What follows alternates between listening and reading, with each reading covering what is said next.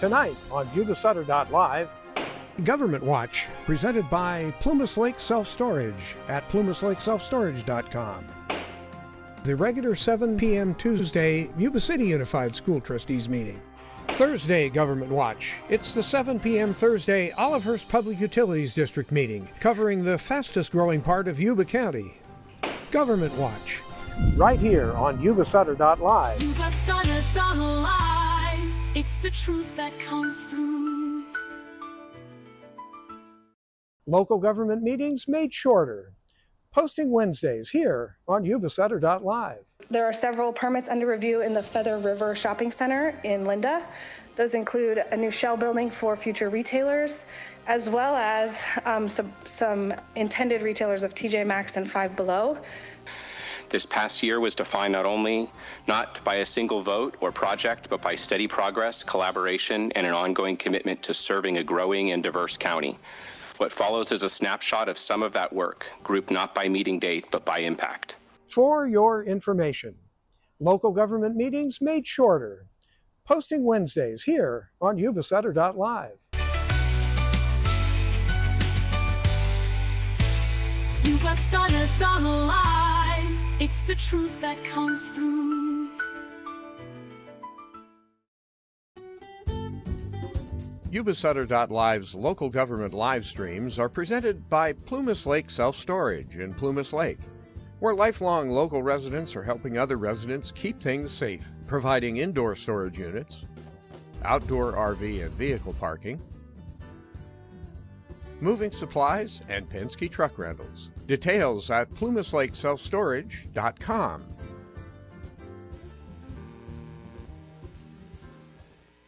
All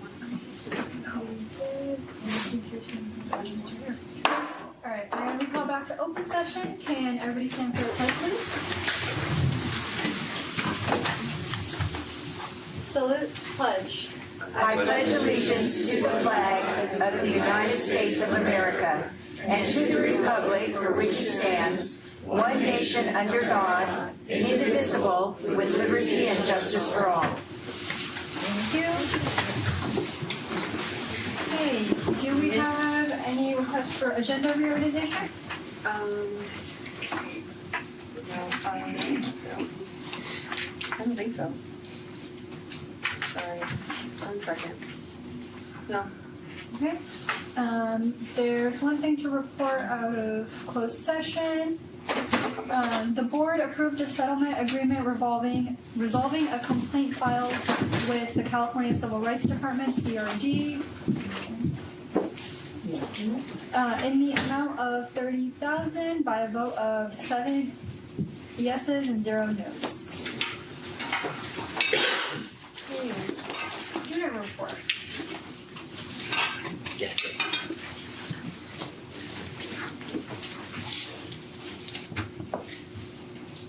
Hello, my name is Kimberly Vanover. I'm Campus and Community Outreach Commissioner. Tonight we have our basketball game against YC at YC. Upcoming on February 4th, we have our homecoming game, and followed by our homecoming dance on the 7th. That's all. Thank you. Next we have, because the YC student member is absent, next we have staff recognition. So continuing our tradition of honoring employees who bring excellence to our workforce and supporting our kids and the culture of our district, we'd like to welcome Mary Reinhardt, Principal April Lane to honor.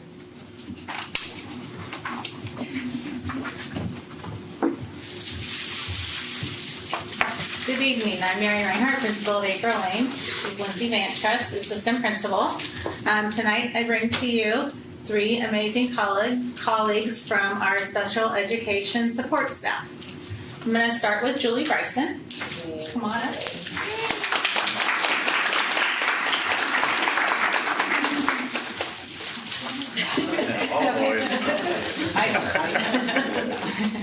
So tonight we are recognizing Julie Bryson, our school psychologist, for her extraordinary care, commitment, and leadership that she brings to our school community. Julie's impact reaches way beyond her job description. She has a genuine passion for working with Tier 3 students. She approaches each interaction with patience, skill, and unwavering belief for their potential. And I'm just going to reiterate that unwavering belief in their potential, because you really do. You see beyond what is happening in front of you, and you really dig deep and work closely with those kiddos, and we appreciate that very much.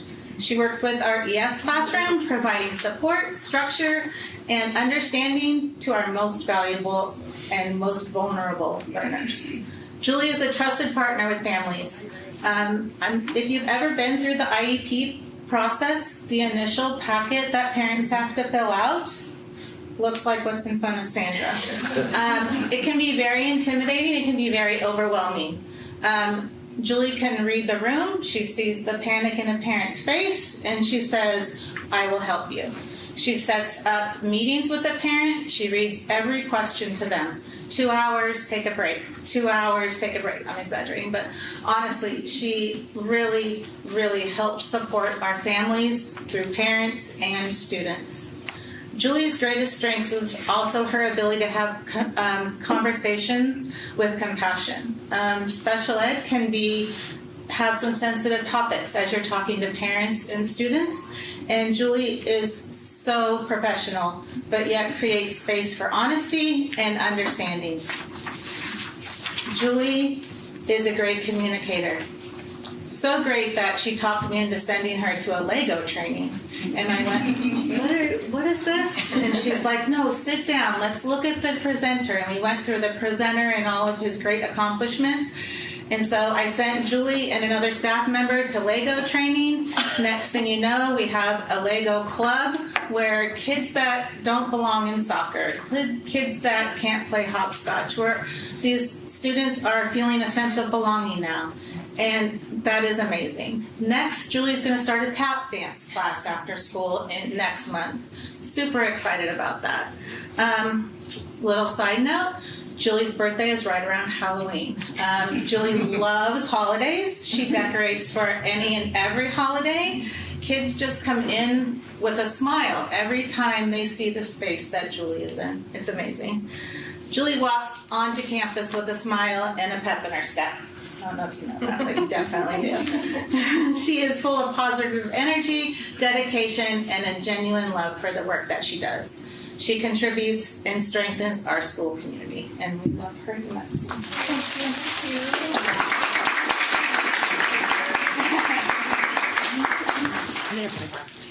Okay, thank you. Try not to trip on this thing. Thank you, Lindsay. Thank you. So they have requested that at the end if they could take a group picture. Just a little heads up. Next, I have Anjali Randhawa.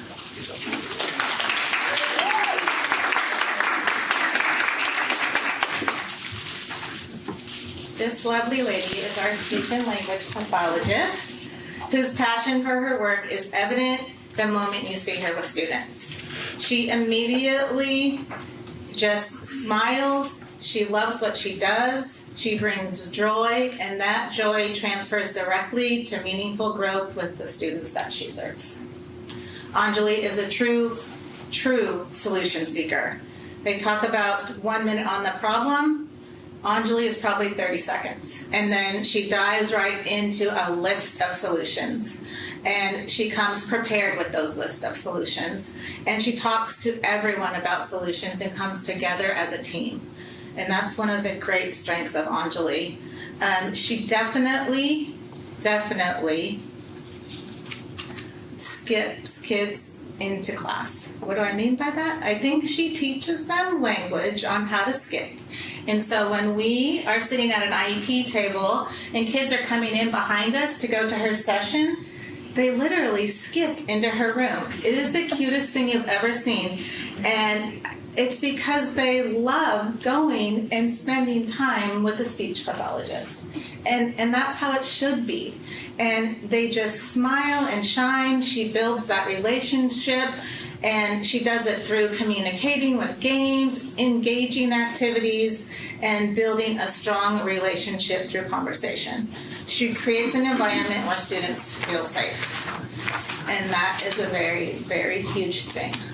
Anjali also co-leads the Lego Club. She was part of the, great communicating skills, obviously. But it does help students, and it assists them with great conversation, building skills, and working hard to get those skills mastered. Anjali works closely with our TK SDC room, where she spends time working in small groups every day. She has also provided critical support with AAC devices for several of our students, helping them build routines, strengthen communication, and find their voice. One of the most impactful contributions that we have on our campus is due to Anjali. We have 2 AAC communication boards, I guess you would call them, on our playgrounds. It helps significantly with differences that students have in speech development, as well as students that are just learning English. TK kids, kindergarten kids, kids second language. It really is a place where they gather to talk about what they see in front of them. She has also put an AAC communication board up in a community park as well. Anjali adjusts her schedule to meet the needs of her students, never the opposite direction. Her flexibility and dedication and student-centered mindset explicitly explains the professional that you are. Yay.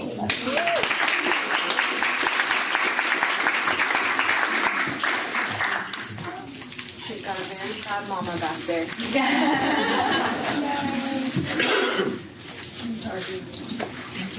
Thank you. And next, Tammy Butler.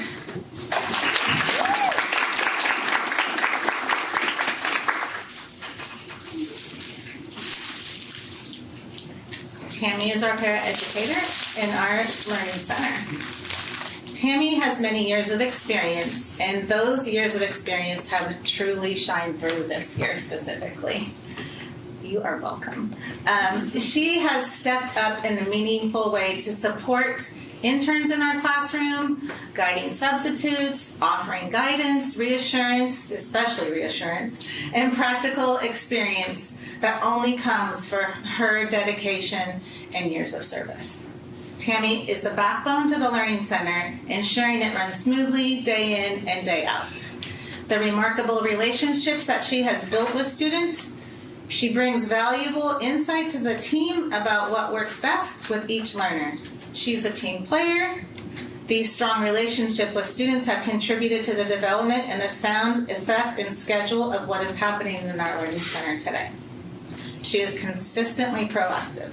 She reaches out to staff, asking thorough questions, seeking deeper understanding of student learning and student behaviors. Her her communication, let's change the word, strengthens not only individual classroom students, but the entire SPED program. Tammy's dedication not only happens in the Learning Center, but it extends to the after-school program, where she continues without pause. The solid foundation that she has built at April Lane carries right into our after-school program, with her structure and her care and her support and her, obviously, success with students. The SPED team program at April Lane is deeply grateful for Miss Tammy, an amazing, loyal, truly remarkable woman whose work makes a lasting difference every single day. Yeah.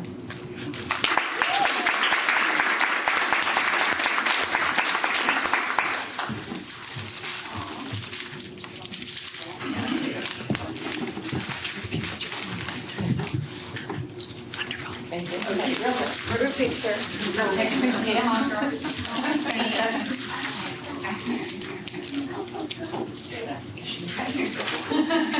Come on, girls, come on.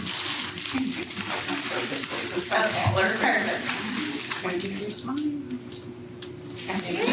Thank you, everyone. We're going to go back to the student board real quick.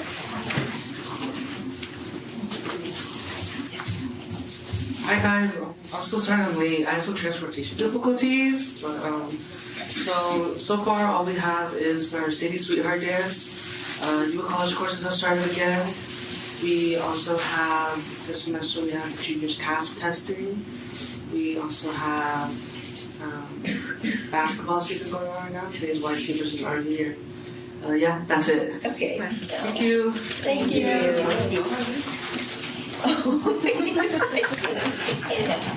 Okay. Study hard. Information. First, we have the Care Fellows supporting YCUSD.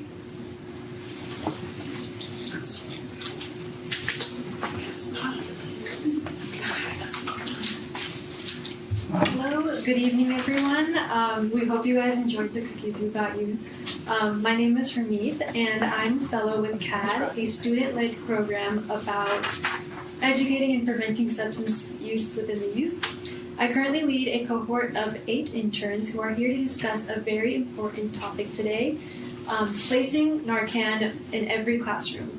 CAD is especially meaningful to me because I was also an intern 4 years ago, and I'm so happy to learn about all of the progress that has been made in the past 4 years, but I know there's still a bit to go as we are still hoping for Narcan in every classroom and for teachers to become certified. Now I'll turn it over to our interns who will walk you through their prepared presentation.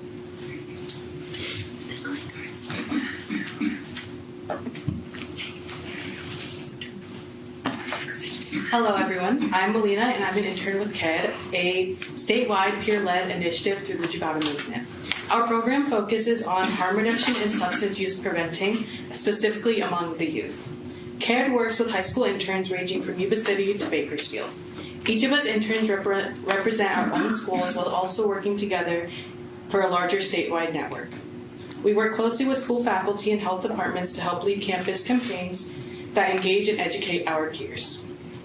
We also work to plan and host community events in order to raise awareness and involve local community members.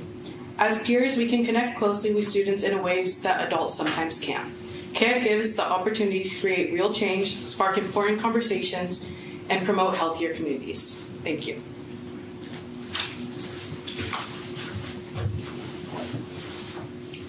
Okay, hello everyone, I'm Ramon, and next I'd like to share a little bit about our past work and also some of our future ambitions.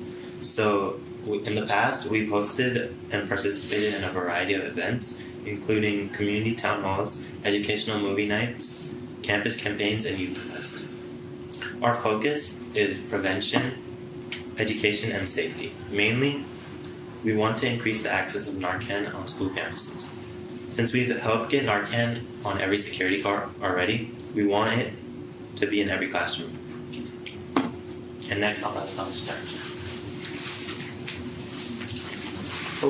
Hello everyone, my name is Tarnji Singh, and I'll be going over the survey results. So, consistency is key in policy.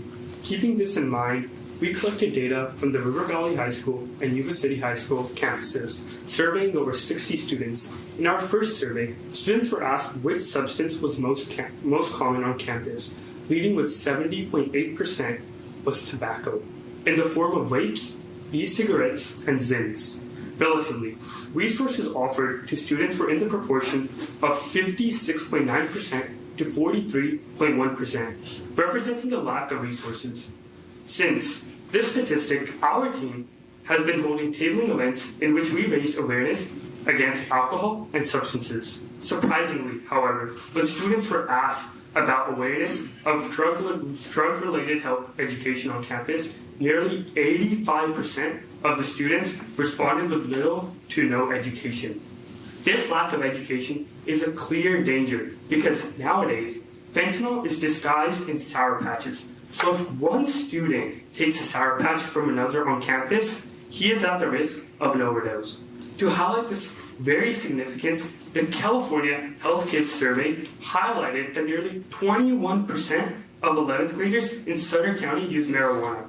And guess what? For grade 7 students, it was 5%, where the state average is 3.1%.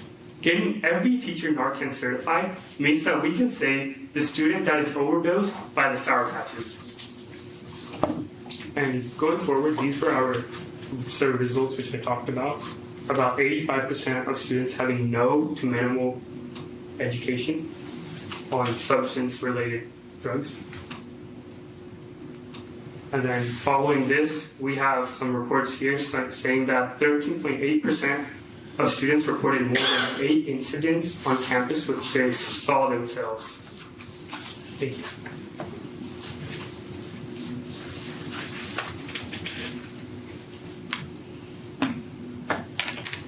Hello everyone, my name is Harleen and I'm also a CAD intern. We're now going to take a look at school-based wellness centers. A wellness center is an in-school health center that focuses on the well-being of students. River Valley and Yuba City High School both have their own wellness centers, but they aren't being used to their highest capacity. Now I'm going to pass it on to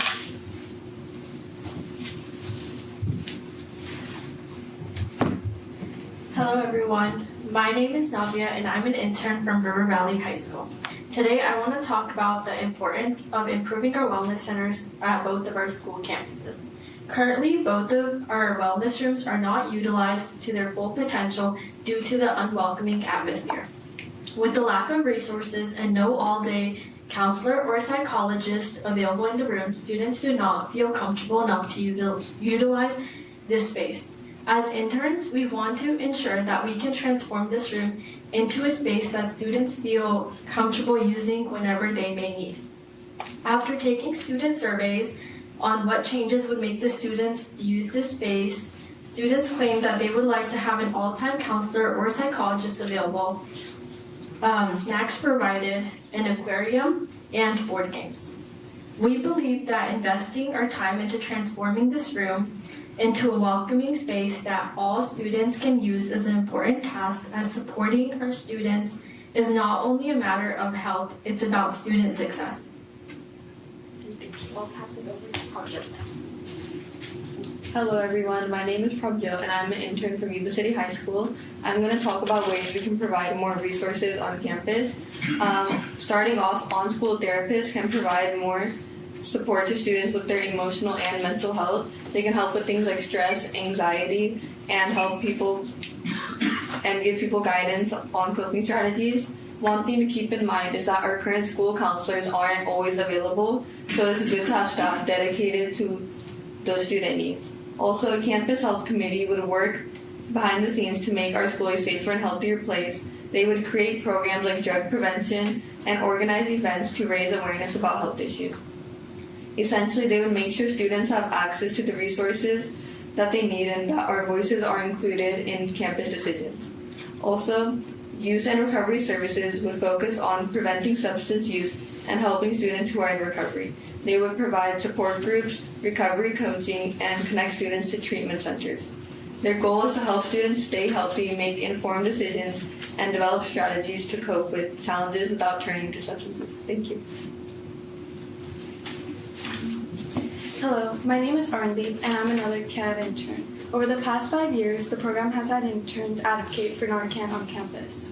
Our goal is to have Narcan in every class so that it is accessible, and ready to use in case of an overdose. We have met with both River Valley and Yuba City High principals to address youth substance use and the availability of Narcan. Their main concern was teachers having the certification to administer Narcan, and after conducting a survey, majority of the teachers are willing to be certified. While the principals approve with having Narcan on campus, we need our school board to approve a mandate.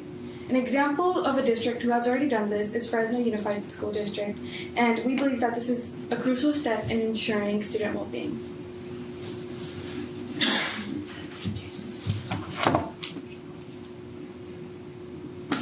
Hello, my name is Bree. I'm an intern for CAR at River Valley. Today's presentation highlights the importance of being proactive rather than reactive when it comes to students' health and safety. Implementing Narcan in classrooms, fully utilizing school-based wellness centers, and supporting programs like CAR all share a common goal: protecting students while providing education, resources, and support. As substance use among teens continues to rise, it's critical that schools respond with compassion, preparedness, and prevention. These efforts reduce stigma, increase access to care, and create safer learning environments for everyone on campus. We appreciate your time and consideration, and we hope that you will join us in our internships for the well-being of our students and our community. Thank you so much. Thank you guys. Thank you.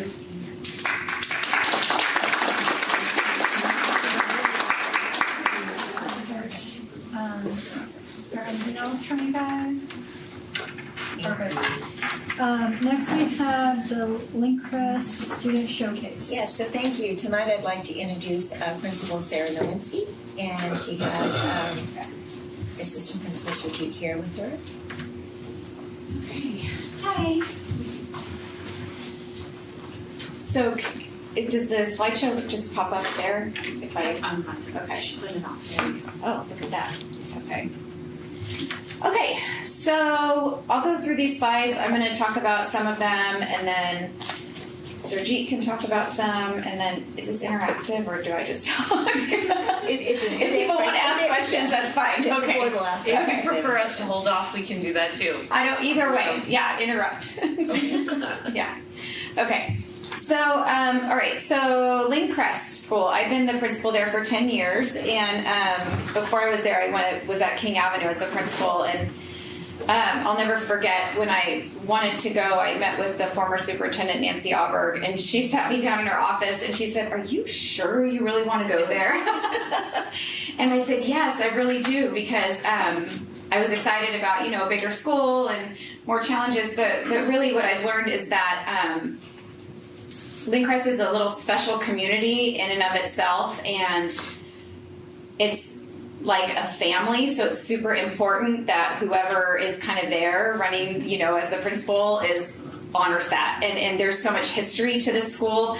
If you've ever been there or had kids there, we do things that we've been doing for, some of the things like a half a century, like 50 years, traditions and activities. So it's just a neat place, and all of my kids went there, and it's a special place, and if you haven't visited, please come by.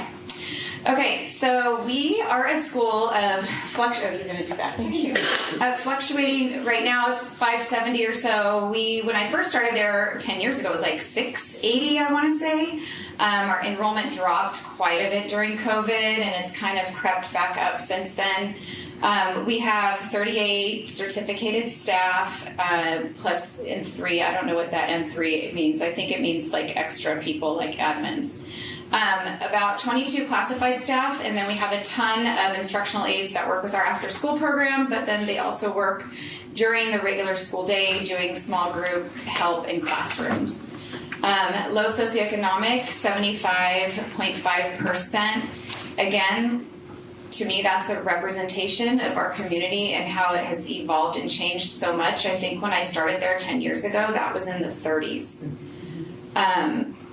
English learners, 19% right now, and we've had it up to as high as, I want to say, 24 or so in the last 10 years or so. Foster youth, 70%, and then students with disabilities, 18.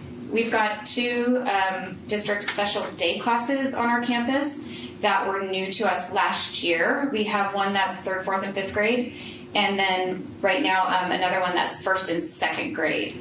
And so, although that is, something that offers more challenges with more meetings and just higher needs kids, it's been a really great thing for our campus to have. Just in terms of the general ed students, interacting with these other students that might have more special needs. And also, I think it's been good for our staff to see, that there are lots of different kinds of classrooms out there, and it's been a learning experience for everybody. So I've liked that. That's been a nice addition. Okay, so Linkrest's inauguration, I guess, was in 1958. I learned this a while back, that Linkrest, the name, comes from Lincoln Road and Hillcrest Road combined together. So those were 2 main streets, I guess, back then in the 50s. Lenny the Lion is our mascot. He comes to a lot of our events, and our school colors are blue and yellow. Next, do you want to talk about this stuff? Okay. Good evening. So tonight for me, this is a true honor to be able to present next to Sarah. She mentioned that she's been there 10 years. This is my second year at Lindcrest School. And in that time, if you can think, and I can think, or anyone can think of the fondest elementary school memory that you may have, this school is about creating all of those. So what this school offers is the presence of the staff in a way that builds the culture one moment at a time. Every program, the structure, the infrastructure, the emotional growth, the social growth, the academic growth, all of it is combined in a space where everyone has boots on the ground, and Lindcrest PBIS is just one of those aspects that can be considered a program, but it also speaks to the entire culture of that campus, where everyone, every staff member, every single staff member on that campus internalizes and works to establish this state where there is that responsibility, that kindness, that safety, all of that language that's there, but doing that in a manner that protects student wellness in a very, very special way. So the PBIS team is begins, of course, with the leadership team bringing that to the school, but the actionable part of that happens from the yard supervisors that are out on the yard managing 100 students out there, right? And the classrooms and all of that. So it occurs through this system. And we're very proud of the PBIS structure there, which then brings us to special programs. And on our school campus, we do have our school counselor, our full-time school counselor, and we do have a part-time social worker who are available in our wellness rooms. And of course, we always work to build our wellness rooms. So thinking about the presentation this evening, we are looking to always optimize that space. And our team meets with us regularly, is out in classrooms consistently, and really puts together those experiences for children that bring this reality. This picture just represents one project out of so many that help students reflect on their own growth and share it and express it in meaningful ways. This picture here truly, truly speaks to the heart of the campus. Aside from it being a physical heart, and heart has a special place for me particularly at this time. But what makes it special is on this campus, there is the ability for that individuality, but there's a collective aspect. There's a dynamic aspect, right? There's movement, there's fluidity, there's structure. There's all of that is present on this campus. And the children, the students on this campus, from the moment that they step on campus are greeted with that, and when they leave the campus, leave in that way. These shirts that are here, I've seen them represented in those different colors in classroom mascots and different things, and they just weave it into everything. But this really speaks to that this campus is about the heart and the soul, and it happens through staff work. One really important aspect of our campus, of course, leadership in any form is critical, but student leadership is empowering in a very different way. Our leadership team, the student leadership team, meets consistently, puts together special programs, is part of school assemblies, and does all of those things to build up every single student in a meaningful manner.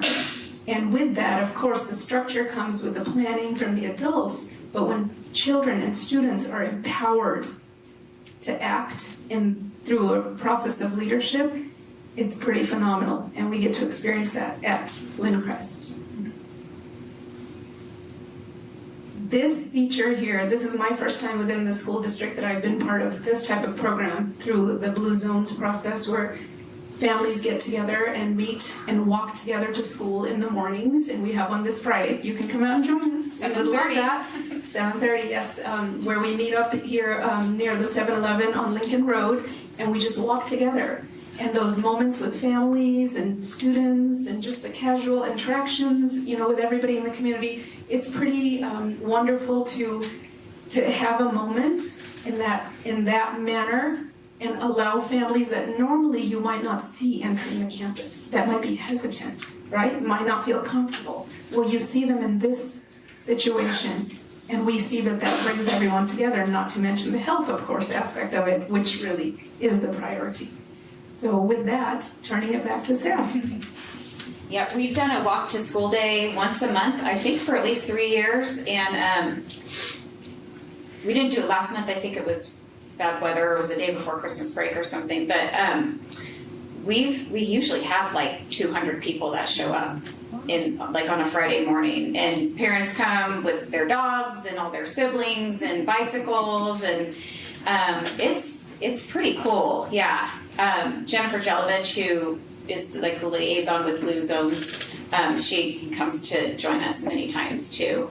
And then I was going to add for the leadership kids too, that they do really link what Sergit was talking about, the PBIS goals. They do videos that they send out. Teachers show them to their classes. They do an announcement every Monday morning regarding what aspect of PBIS we're focusing on, like what behavior. I think right now it's to always be safe, always be safe. Teachers talk about it in their classrooms. The kindness tree was a way for each student to say how they had met that particular PBIS goal of the, I guess, semester. That was for report cards, right? It was for when parents came for parent-teacher conferences so they could see, find their little leaf on the tree there, so. Okay, and let's see. Oh, here we go. This is one of the, I don't know, they started this in the 60s, maybe? There were some local, and I'm gonna totally space on their name. There was some local square dance callers. So like, you know, back in the day, you called out the things and there was, you know, you didn't press play on a tape or anything like that. So this gentleman, Jack Murtha, he used to come to Lindcrest to do a square dancing unit for the students and then do like a performance. So it's evolved into, for at least the last 20 years or so, being a thing that our second graders do. And they learn, our PE teacher teaches them, I don't know, about 8 to 10 dances. And then on a certain day in May, all the families come. The kids wear, you know, cute little navy and white outfits with, you know, bandanas. And each class performs the dances simultaneously out on the blacktop for the parents. And for most of the school comes out now to see it too. And it's fun, but it also is like a memorable experience that if any student has ever done, they remember. It's good for kind of like pressing your boundaries, you know, because you see kids out there who are nervous to get up in front of people, but it's safe because everybody's doing it. They have audience participation, so parents and staff can participate. It's just a great community building event. Maybe it's something we can bring to the high schools for these dances. Isn't Sadie Hawkins coming up? Yeah. Like a little square dance Sadie? Yeah. There you go. That'd be fun. Nice. Come on, relive your second grade year. Square dancing was a core memory for me. I almost just started singing some of the songs because I have them all memorized in my head. Oh man. But we did it in middle school. And we did it to like CC Dance Factory. Oh, yeah. You don't know. Nobody knows. I think that was one of my cheerleading dances in high school. Do-si-do around. Oh, like a mix. Yeah, it was like you were square dancing, but you're square dancing to the hippest music of the night. Or whatever. But anyway, that's awesome. Do you do any other dances, or is it just square dancing? Do you do swing dancing? It's just square dancing.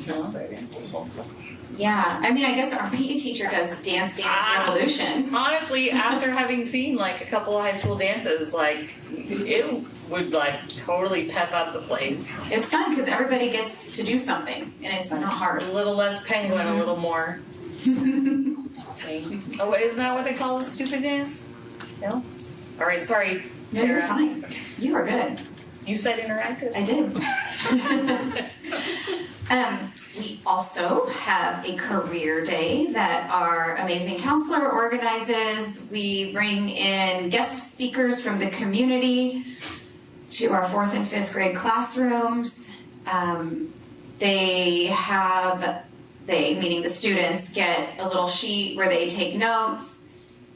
It's really guided easily for them to take certain notes and then write down any questions that they have. This one in particular, I watched this one. This was really cool. Not the mom, obviously, that's, I think, her daughter. But this mom is a longshoreman.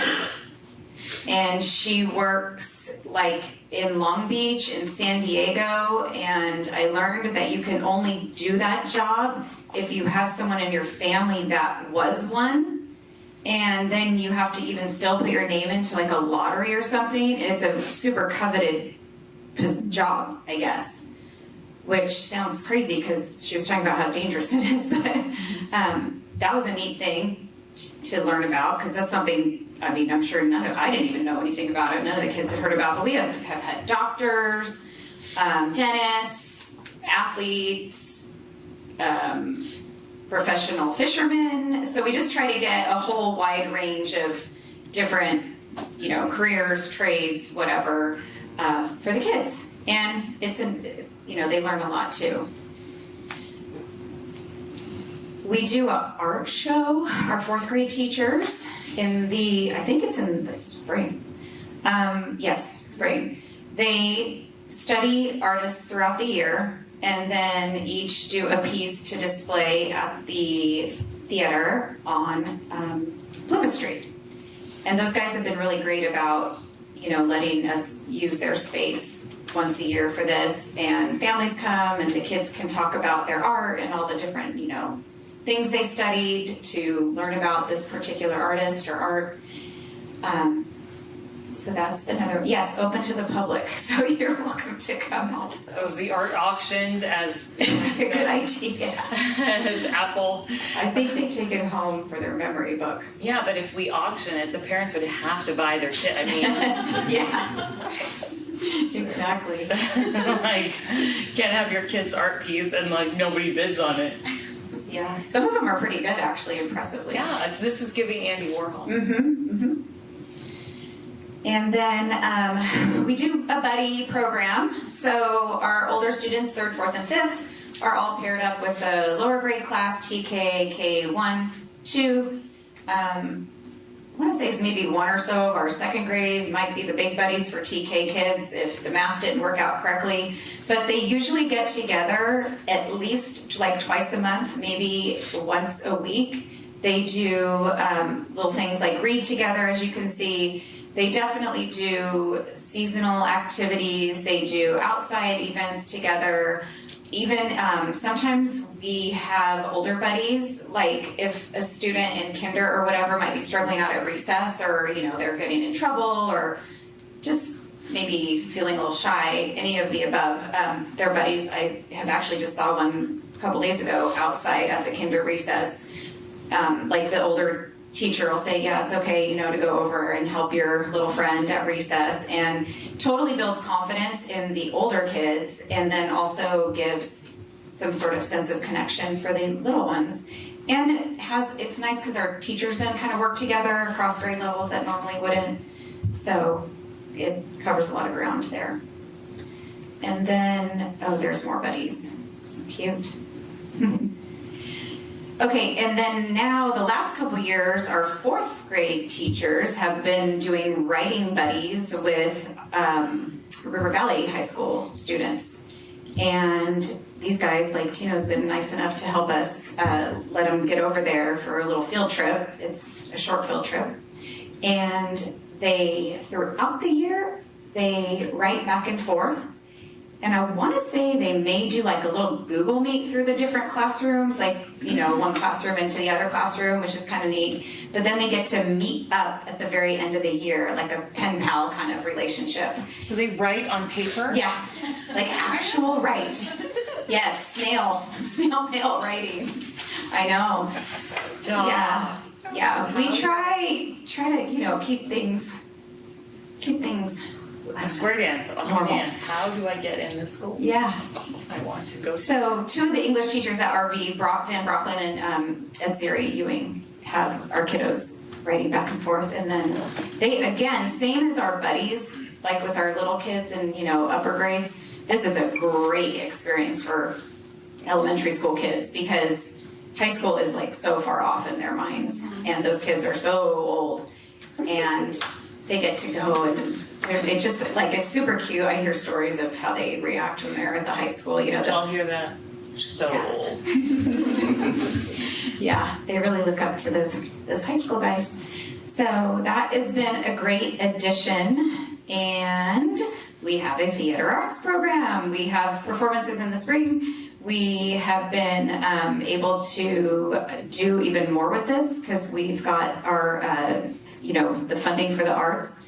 And right now in this program, they're learning choreography. They're learning things about like elements of staging and how to memorize lines and how to do all those things that I don't even know how to explain because I don't teach acting.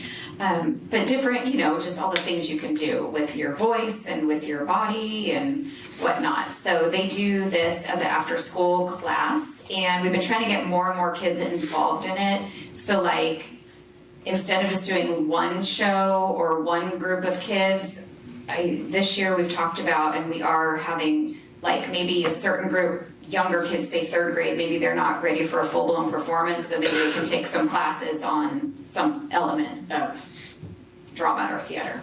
So that's that. And our PTA is amazing. We do stuff almost every month, and they put in so much time to do things for our school. We have a family movie night that probably has like 500-600 people show up. We had a trunk or treat this year that had, I don't even know. Oh no, you didn't get to. I want to say that amount or more. They're phenomenal. And then some of the things they do too, like the movie night, isn't really necessarily for fundraising. It's just more for like bringing in community. We have like our jogathon. This year they want to do it as a color run. Yeah. We have a VIP day. It used to be called Grandparents' Day, but now we call it VIP Day, where they get to come and spend some time in a classroom or do an activity with their student. And I think we're tossing around like a picnic lunch idea where they stay for a little bit during the middle of the day. So that's PTA. They have Facebook, they have Instagram. They try to publicize a lot of things. And then our AVID, obviously we have AVID like other schools. This year we really try to hone in on having goals for different parts of the year and trying to connect it to all of our other things that we're doing in the classroom. And oh yeah, that's me reading to a kid. Mrs. Harvey, our kindergarten teacher, has all of her students convinced that they're authors. And so they're all writing books and then they get to bring them in for us to read. It's pretty cute. They're adorable. And they're saving them and making a classroom library of their own books that they published. And here's just a couple little things. It's microscopic, I apologize. The thing on the right, the chart, is what we're working on for our AVID goals, to tie all of our grade levels together, just to sort of show like, here's the things we've been working on for the last few years, and here's what every grade level's doing, just so everything's in one place. There's things on there about writing, collaboration, and so on. And then our little dashboard there, we're super proud of our English learner progress this year. And even though our math is in yellow, and I wish it was in green, but our scores went up super high. And I know that's 100% because of the work our teachers do to like meet together, talk about how kids are doing, intervene right away. Same with ELA, it didn't go up as much, but it's going in the right direction. And then these are just kind of some things. The PLC, we were in here and got that award, but really the crux of that is that that's all about teachers being their best in the classroom with kids, and us trying to, spend time and dedicate as much time as we can to those conversations. And then PBIS, Blue Zones, you've heard about that already. And then this is kind of the end here, just to reiterate what we do. The little last part there is basically the conversation that teachers go through twice a month in their meetings on Wednesdays when they have early release. And this is just a copy paste from one of the, I think that was from 5th grade. But they all do the exact same thing and look for the same, results for kids every couple weeks or more. And that's it, I think. Unless there's anything else. So I want to compliment the team at Lindcrest, the administrative staff, and both certificate and classified. I think you can see Sarah's been able to manage to keep a lot of the traditions going at Lindcrest, because some of those literally have been there for 50 or more years. But also has worked on the academic achievement, making sure that that's the focus. But you can see they're incorporating this, and because of this, Sarah's been named the Colusa Yuba Elementary Principal of the Year. Yay! Yay. Thank you. Thank you, guys. All right, thanks, guys. I just want to. You're not holding that over your husband's head or anything. Oh, well, but the kids did say, gosh, he's never gotten that.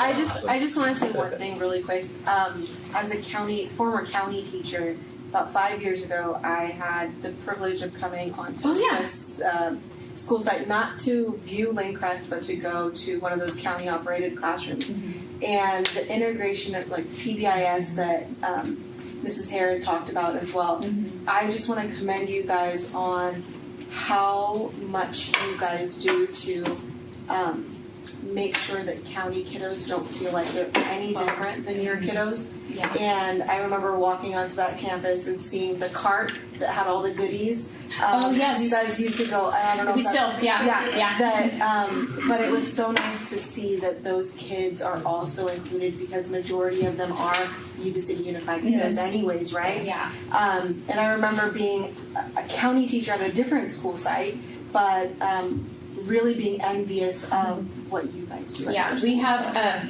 we didn't even, you talked about it a little bit, we have monthly assemblies where kids get Student of the Month, and we play games, like whatever the PE game is, we have a big competition, it gets really fun, but the county students too, so they get a Student of the Month as well, and the PTA includes them in everything, and thank you for saying that, because we've tried to really make sure that they don't feel separated. There's two classes and there. You guys do a phenomenal job. Yeah. So. Danielle, my daughter is a psychologist for Sutter County, and she goes to your school and she loves it. Yeah.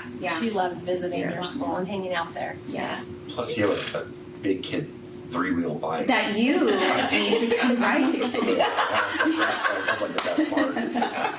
It's a large tricycle. Eric Smith's figure. Yeah. Mr. Smith. Yes. Playing with cups. Yes. Cups. Oh, we do cup stacking. Yes. Which is a professional sport. So when I questioned why are we doing this in PE, it is professional. It's taken very seriously too. Yes. Still is. Thank you. All right. Thanks. Thank you very much. Sally here. I'd like to say something. I absolutely adore having Lindcrest right in my neighborhood, and I think it's the most amazing school ever, and all of us should visit there often. There you go. Thanks, Shelley. Moving on to the Yuba City Charter School Annual Report. Yes, so I'd like to welcome to the podium Principal Kurt Cooley. Some of you may remember him. He used to sit here as a board member, but he's going to give us his annual report. All right. Well, thank you so much for having me. It's always fun to be back here, and it's been a few years now since I was a board member. It's amazing how time flies. But yeah, very fond memories of Yuba City Unified and sitting up here. So I'd like to introduce, I have Dr. Josh Chohan. He's our vice principal at the school and my right-hand man. And it's fantastic to have someone there that really is supportive of the teachers and staff and students. And he does a great job helping mentor our teachers, and he's been there, I think, 15 years or so. So it's been, just a few years longer than me. Not many though. So if we jump into our enrollment, you can see that we're at 249 kids presently this year. 138 of those are K-6, 51 at the 7-8, and if you look at our little tiny high school, we have 39 students in our 9th through 12th grade. So we have a very small core group of kids at the high school level. And then we have 21 students in our independent study program, and those are all 9th through 12th grade. Those students come on and meet with our staff members for an hour a week, some of them longer if they're in special education programs. Of course, they're always welcome to come on the campus at any time throughout the day and get help from us. And then again, like they said, those are all 9th through 12th in our independent study. If you look at some of the changes at the charter school, we have a new science curriculum, STEM scopes that we introduced in 2024. Social studies, we went to impact in 2024. And this year we are introducing dimensions or Singapore math, which you probably might be more familiar with. It is a really incredible program. It is very different than the Go Math that we've had in the past. And so we've had a lot of professional development coming in, helping our teachers implement the program, and I think we're going to see a lot of success through that. We have 23 UC A through G approved classes. We have a really strong chartered FFA program that is offered through our 7th through 12th graders at the school, and they're doing some incredible things. We have some new ag teachers, kind of fresh blood, that are running the program. They're doing vet science competitions. They're doing best informed green hand competitions, which is reciting and remembering elements about the history of the FFA program. And one of the things that we're really hitting on this year is we have several students that are memorizing and reciting the FFA Creed, which is, I believe, about a 4-paragraph creed that we have. They do it in Spanish, and then they're asked questions, and so that's something that's pretty exciting for us and the kids that are doing. You'll see with our English language learners, we have a tremendous amount of English language learners at the school, and we have hired a full-time ELD, and she teaches and coordinates the program, and she's just doing a fantastic job with our English language learners. We have a 6-year WASC accreditation through 2030 with the midterm coming up next year, which we're really excited for that. We have a full-time counselor, and so with a school this small, it's really nice to have Ms. Howe as our counselor. She works really well with the students. She does academic counseling as well as social emotional counseling with them, and has brought in programs that she goes into the classroom and works directly with our students, and so that they're really familiar with her and being very comfortable to come to her and get support from her. We have full-time music teacher and PE teachers on the campus, and again, if you look at our numbers, that's pretty incredible. All of our kids every day, elementary, get to go to Spanish. They have a half hour of Spanish, and they have a half hour of music every day. If you look at our career pathways, for a very small school, we have a lot of opportunities for our high school kids, career pathways wise. In agriculture, they can do agri-science, which is biology, physics, and chemistry. We have an agricultural mechanics program. We have a new shop that we opened up 2 years ago, which is, I love it. It's a great little shop. It's very small, but it has all the elements that they need for our students to be well-versed in agricultural mechanics to go out and work in the industry. We have an animal science program, vet science program. The kids are doing vet science, and they're going out and competing at Chico State, UC Davis. Colusa offers an online program that they're going through and competing on that. We have a performing arts program. We have band and theater for our students. If you haven't seen our theater, you should come by and look at it. We are just very proud. It's small. It's a small black box theater, but the technology with our lighting and sound systems that we have in there is just unbelievable. And we contract with Sacramento Lighting, and they come in and they train our staff, they train our students, and are working with them and making sure that they are completely up to date with industry standards and being able to go and work directly in any theater and produce lighting and design lighting for all of our plays. And we actually hire our students. So when we do after-school drama program for our elementary kids, when we do those in the weekends and evenings, we hire our high school kids to come in and run the lighting and sound for our program. So truly they're going straight into career and getting paid for what they do. We have an incredible culinary arts program that we're running, and kids are getting their food handler's license. We're working towards, when they come out, that they get the full-blown license and be able to run a kitchen, not just the handler's license. So again, like I said, our facilities, if you haven't been there, I'd love for you to come and visit us. We're just a stone's throw away, neighbors. All right, if you look at our breakdown of students at our school, we have 72% Hispanic students at our school, 17% white, and then the next population is 5% Asian. So those are our major demographics at the school. This one was kind of interesting to go through. I'd never really looked at it before, but if you look in orange, that is the percentage of English language learners at Yuba City Unified, and you can see it's pretty consistent. If you look at ours over the years, several years ago, we didn't even have a population of English language learners that we could even get data off of because there were so few. And we've just had a huge influx. You'll see the dip in 1920. We didn't really know what we were doing so well, and we had a bunch of students that we had never reclassified. And so we reclassified a whole group of students during that year, and that's what that dip represents. And you can see now we're about 37% of our population are English language learners. And I just think that they're very comfortable, the parents bringing their students to our school. I think we've got a pretty supportive program in embracing our kids.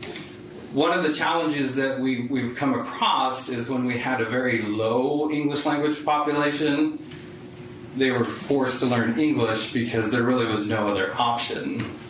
Now, as we get a larger and larger population, they feel more comfortable at breaks. They speak Spanish more often together, and that's great, except for they're not getting that English immersion like they had in the past. And so that's something that we're consistently struggling with and trying to get students to feel comfortable enough into speaking English even during their break times and with each other. If you look at our suspension and expulsion rates compared to Yuba City Unified, there's not a huge difference there. I think the numbers are very skewed because it looks like we're expelling kids at quite a bit larger proportion than Yuba City Unified is, but that's a representative of 2 whole students last year. So we don't expel very often, but sometimes we have to. Yeah. Sometimes we have to. I hate doing it, but they put themselves in that situation. So this graph, I don't know if you're familiar, if you remember from the past when I presented. In the gray, that is the percentage of students that are not meeting standards. In the middle, the orange bar is nearly meeting, and then the blue is the percentage of students that are meeting or exceeding standards on the state or on the CASP. And this is specifically for math district-wide. I don't think there's any way to sugarcoat this. Obviously, math is something that we need to be focusing on. If you know the history of our school, Jamie Ferreira was our superintendent prior to me taking over a couple of years. Very strong English person. We spent a lot of time working on ELA and not nearly enough time focusing on math. And we've recognized that, and you'll see some of the things that we're putting in place to make sure that our students are focusing on math. If you break it down into our English learners, again, the numbers are not pretty by any means. If you're familiar with the CASP testing at all, a lot of it focuses on being able to read and understand written language. So of course the English language learners are not going to produce very well on math. But it is something that we're having our ELD coordinator work on, introducing that into our ELD programs and making sure that they understand math language and the words that they should be able to identify. If you look at our socioeconomically disadvantaged students, not very much different than our school, because our school is 83% socially economically disadvantaged. So the test results, the data is not going to be very different. And again, obviously this is an area we need to focus on. Special education, again, it's a small shift in the right direction.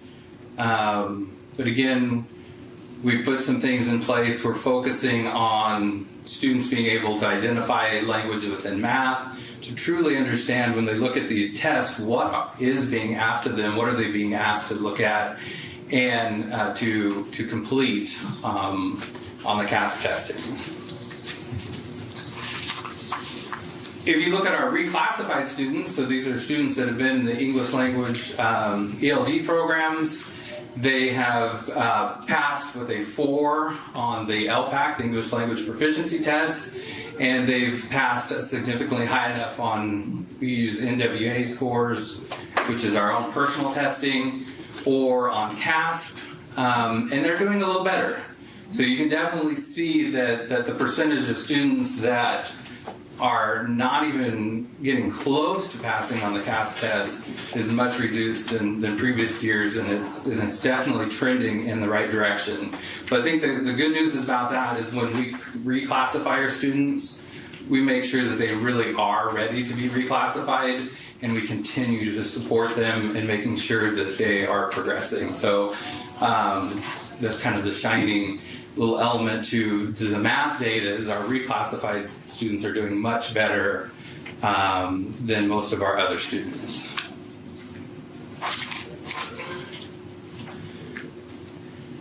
As we get into ELA, you can see that the scores there are not fantastic, but they are much improved over our math scores. And so the programs that we've been using for ELA, the things that we put in place to help our students academically in the English language area are working. We're definitely trending in a positive direction with having significantly more students meeting or exceeding the test scores for CASP and ELA. And if you have any questions, feel free. All right. Again, with our socioeconomically disadvantaged, you are not going to see very much different trend because, again, 83% of our school is socioeconomically disadvantaged. They're going to see the same data results as school-wide. Special education is definitely an area where we need to work on. It is definitely trending in not the direction we want it to. And so we're going to be working with our SELPA, getting some training for our special education teachers, and we're actually going to bring on a second special education teacher for next year because our numbers are just getting to the point where we need to bring on more staffing for that. We're nearly at the 28 max, so we're keeping an eye on that, and we'll be looking for another special education teacher to come in for next year and support us in that area. Is it that your caseload is 28 or 28% of your 200, almost 200? No. Our percentages are high as well, but our caseload is getting close to the max. 28? Mm-hmm. That's a really low number with 250 kids. 28 is a low percentage of special education kids? About 10, 11%. Well, that doesn't count our... No, I'm not saying that the needs, I'm not making... No, I get it. But it doesn't count our speech and language students either. Gotcha. So we're at about 30, 35. Okay. Yeah.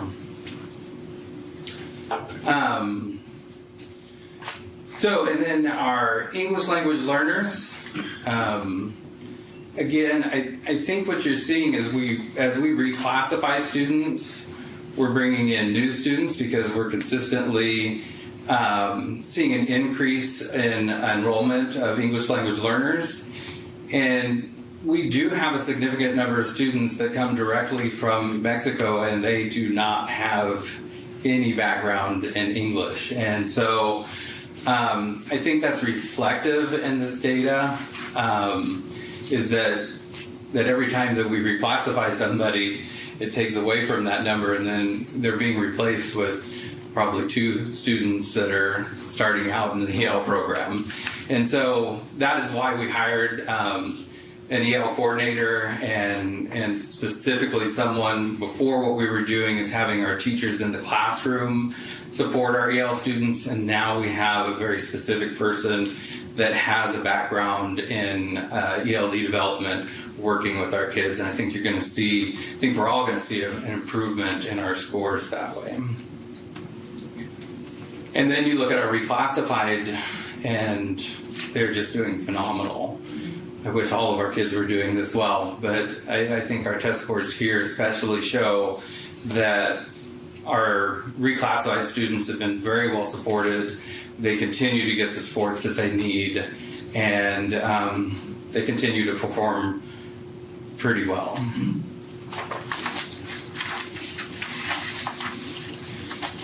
When you break out our high school and compare them to the surrounding high school, again, you're looking at 8 students who took the test.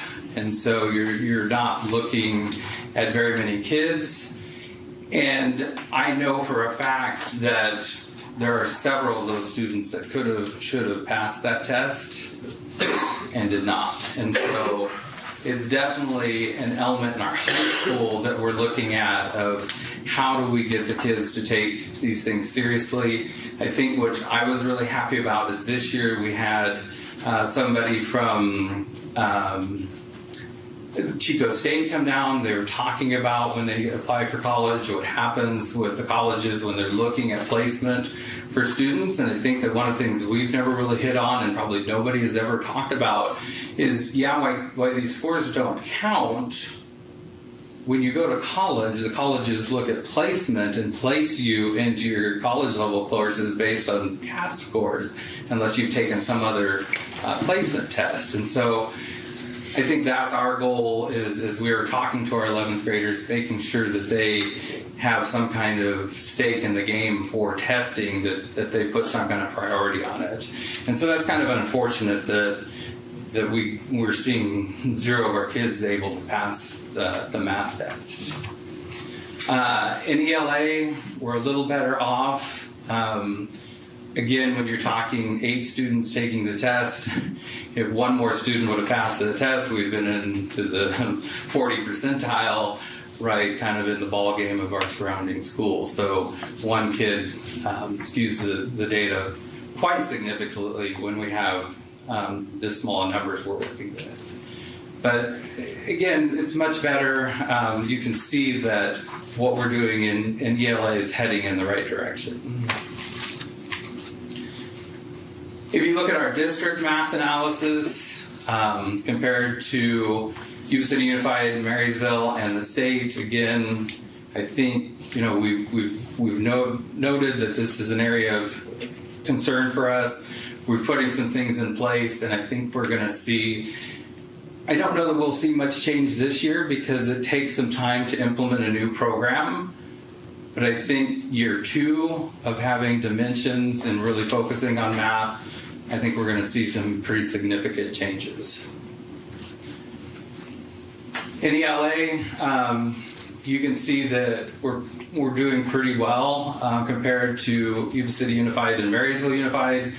And then if you look at our reclassified students, again, doing really well. And so we're going to continue supporting those students and doing what we're doing with them.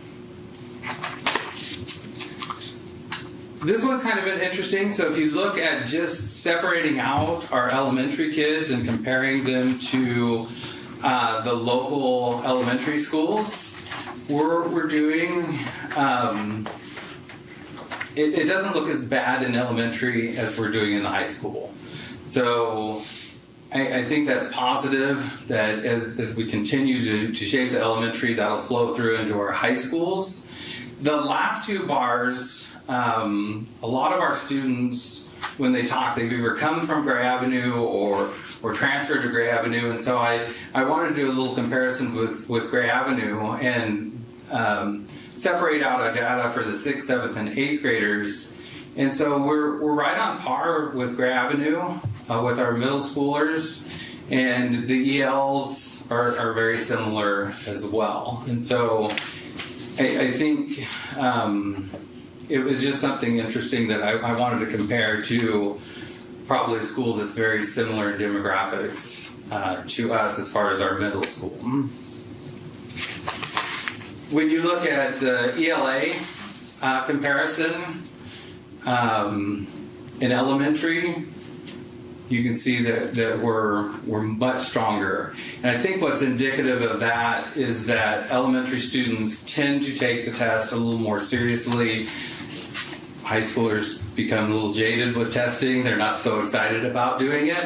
But our elementary teachers are very supportive of it. They're very strong with it. And it shows that the programs that we put in place over the years, we've really focused on elementary. Now we need to focus on our math and get going with that. So little glimmers of hope there that we're doing pretty good with ELA. So here's our response. I'm not sure if you're familiar with Teresa Hancock, but she is phenomenal in the area of English language development. We have had her in for several PD days. She comes in and spends 2 days with us, and she's going to do that twice throughout this year, where she comes in and develops a lesson plan with the teachers and then goes back and observes that lesson plan with them the second day and then goes over strengths and weaknesses and gives them some advice on it. And so, good teaching practices for our EL students are good practices for all of our students. And it's been really fun to see the change. And I teach classes as well and working with our 11th graders. It's really fun when they point out, Mr. Cooley, you need to be using complete sentences. Like, oh, thank you. So, which tells me our teachers in the high school are using it and the kids are listening. And so I think she's really great, and the teachers enjoy working with her, and I can see the progress just having her in for this short time that she's been doing with our teaching practices. Dimensions, we've had several people come in and do math professional development as we're implementing this new program. I'm really excited because it is really focusing on the basics of math, core math skills, and I think that the other programs that we had were maybe kind of into the fluff and having the videos and those kind of things, which I don't think were as effective as a lot of people thought they were. And this is all about business and really getting back to math facts and having the kids focus on it. And so I'm pretty excited about that. Our vice principal, Dr. Chauhan, works with our staff, making sure to implement good teaching strategies. He goes in and observes them and has sessions with them and works with them. He's just an incredible person to have working on our campus. And really, we have some young teachers, and they are phenomenal. but they need support, and it's great to have him there to be able to support them as they start off their career. And we're going to have some really, really, really great teachers in the next 5 years. They're just phenomenal people. And so the other thing that we're doing is SMART goals, especially with our intervention and making sure that we are targeting exactly what our students need, writing those goals down, sharing with the kids, sharing with the parents, making sure they all know what they need to do. I used to do summer school. Now I have Dr. Chauhan doing summer school, and he's really done a phenomenal job of getting kids involved, bringing in some really great experiences for them, really doing some targeted intervention with the students as we had summer school. Dr. C, how many kids did we have summer school? We had about 70. 70. So that's pretty good, pretty decent percentage of our kids attending summer school. And it's really helpful for our kids to just get that extra little push during summer school. We have a credit recovery opportunity class, so if students do not get a C in an A through G class, they can go back through. We have staff that is helping them to raise that grade. They can bring that grade back up, making sure that they're eligible to go to college if that's the route they want to choose. And if they fail classes, they're able to go through and get support and make sure that they're able to recoup those grades and get back on track. And so that's been, I think, one of our success stories there, is having a really supportive program there that allows kids to not fall so far behind that they get lost and keep pushing them in the right direction. The WIN program is what I need, and we do that in the mornings. We have the 8:30 start, and so we do a morning intervention with the students, really going through, we're using MobiMax, we're using IXL, we're using staff to pull small groups and work intensively trying to build those skills that they need in ELA and mathematics. And then we started this year with an enrichment opportunities program, because I think one of the things that we really forgot about are those kids that are high level, that if they don't have something to keep them interested in school, they begin to lose interest and wreak havoc throughout the place. And so we call it the Imagineers that Dr. C has came up with, and we're pulling out kids that have been identified for basically gifted and talented, and working with them and challenging them and really giving them an opportunity to thrive like they should have.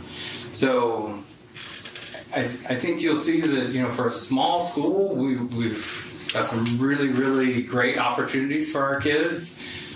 We've identified what we need to work on, and we're working on it. And I think that we're doing some really good things for kids over there. So, any questions? Come visit us. We're a hidden little gem over here, and I think you would enjoy getting to see what we have to offer and enjoy working with our kids. Our kids are very unique. They are incredible individuals. They have a lot of challenges, but at the end of the day, they are really a great joy to be around. It is really an atmosphere that you probably don't see it at many places, especially for a group of students that have so many challenges. But I love it there, enjoy it. That's why I still teach. All right. Well, thank you very much. Appreciate the opportunity to come speak with you. Please come visit us. Thank you.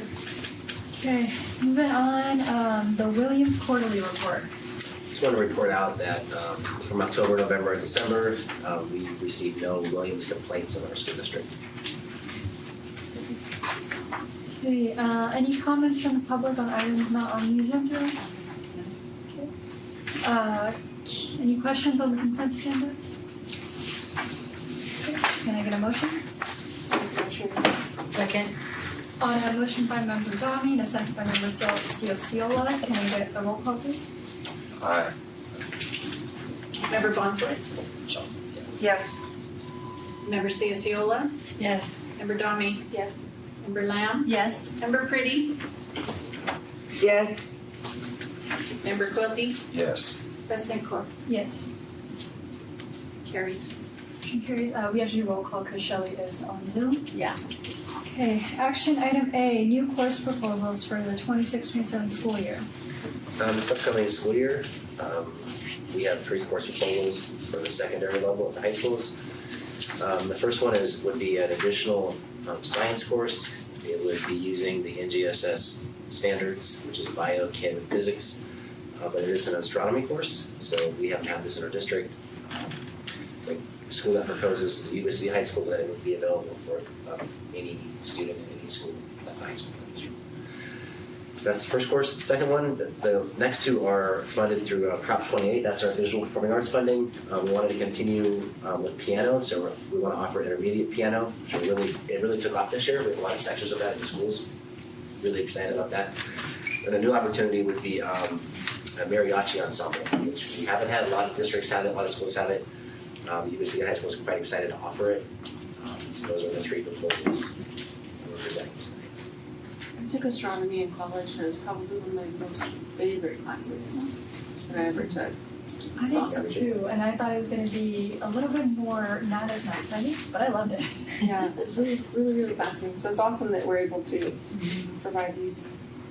Yeah, there's no other questions on can make a motion. Well, okay, I just have one question. I noticed there was no prerequisites. There were no prereqs listed for astronomy.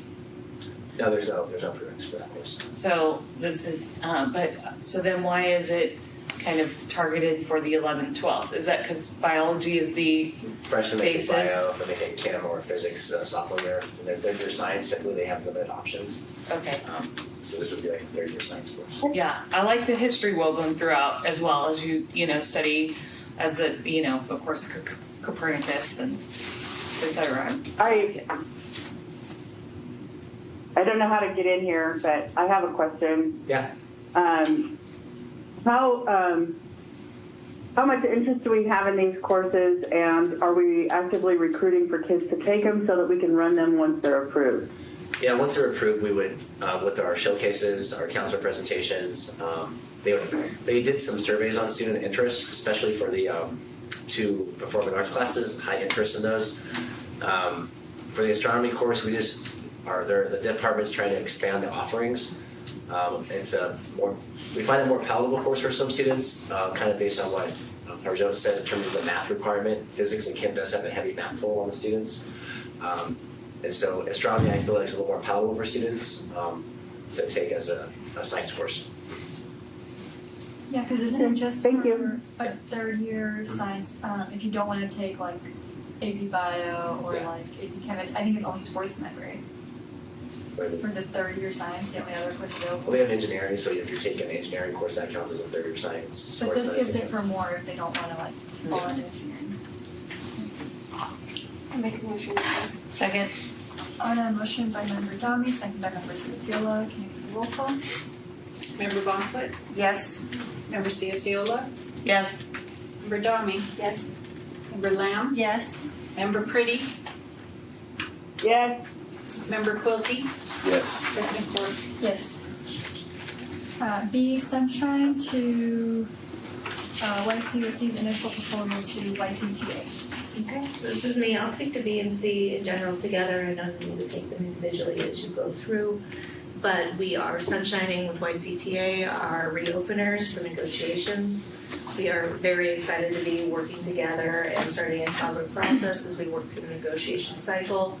And that we are future moving forward into the oncoming school year as opposed to anything retroactive. The automatic compensation and benefits open, and then each party gets to bring forward up to 2 articles. And so YCTA is opening class size and hours, YCOC is opening evaluation, but we all have interest in discussing all the articles that we'll have open. I make a motion to approve. Second. On a motion by member Dami, second by member Lamb. Can you do the roll call, please? Member Bonslett? Yes. Member Ciacciola? Yes. Member Domi? Yes. Member Lamb? Yes. Member Pretty? Yes. Member Quilty? Yes. President Corr? Yes. C, the sunshine. Second. Motion approved. On a motion by member Domi, second by member Ciacciola. Roll call, please. Member Bonslett? Yes. Member Ciacciola? Yes. Member Domi? Yes. Member Lamb? Yes. Member Pretty? Yes. Member Quilty? Yes. President Corr? Yes. D, resolution to acquisition of real property. So this is pretty exciting. We have been looking for a district office for over 10 years prior to me being here. And just as a reminder, when I first got here, we were at the old district office and we had some portables, and those portables eventually basically fell apart. And so we were looking for a home. And this building just kind of happened to work out very well. We're subleasing from the community college, and it was just set up perfectly, so we were able to make that happen. During all this time, however, we just don't have a permanent home, so we've been looking for something. It's been hard to find property in Yuba City that's adequate for our needs. So, in the vein of looking for something that is fiscally responsible, that satisfies the needs, we've been looking at lots of different options, site expansion at the old district office, new construction, and then really the most fiscally, responsible is purchasing an existing building and making it useful for the district. So this is a motion or a resolution to approve two purchases of two properties at 950 Tharp, Suite 1000, Suite 1100. The purchase price is of $1,750,000 for one, $1,695,000 for the second one. This resolution will again approve both purchases, the buyer representative agreement, and also allow the superintendent to sign any additional documents that just close the transaction, that don't affect price or anything like that, don't affect the major terms. And so we are recommending approval of this resolution and these documents. I'd just like to go on record, because I know I wasn't present during the formal meeting at the last board meeting, but I know that there were some numbers that were talked about as far as rental costs, so I just want to go on record and say, I'm okay with going through with the purchase of a new property, but I want us to be mindful and frugal when it comes to the renovations. Obviously addressing what the needs of the district are, but just being mindful of what the costs are. So, if there's no other questions, then I'm happy to make a motion. Well, I just wanted to say something on that, if that's okay. Sure. An addendum with regards to that is that I know when you renovate something, you want to do it right, to be instead of penny wise and pound foolish, as it were. However, understanding now that we are marrying this building, so to speak, like we're buying it, and it's going to it's going to evolve, right? So, just as the district evolves and is evolved, so hopefully long after we're all gone, they'll still be utilizing that facility, and